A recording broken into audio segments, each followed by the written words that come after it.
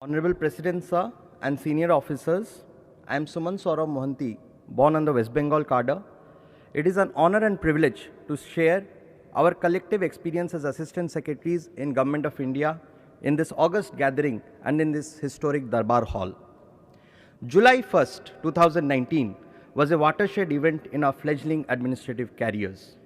Fresh from a 2-year training course at Labasna, our alma mater, it was a unique platform to display our administrative competence in the roles assigned to us.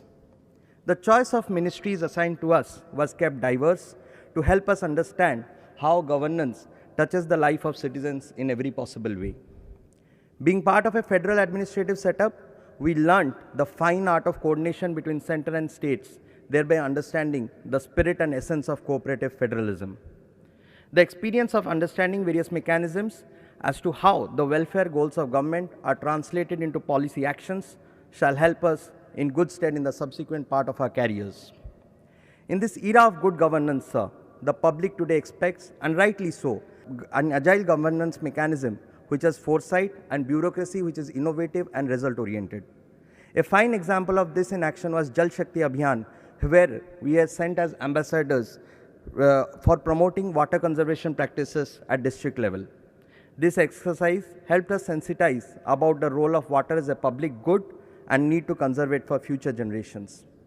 Every Friday, we had an interactive session with secretaries of various departments who provided us valuable insights into pathways leading to New India 2022. It was a unique opportunity, being the junior most in the civil service, to share our views with the senior most officers of Government of India and get their views on the same. Finally, sir, the work of 169 assistant secretaries in past 3 months was evaluated through a project assigned individually through a 3-stage rigorous process to ensure that performance meets the promise of excellence in public service delivery. A word of sincere thanks to DOPT, the chief architects of this program, who worked tirelessly to ensure every activity was in order.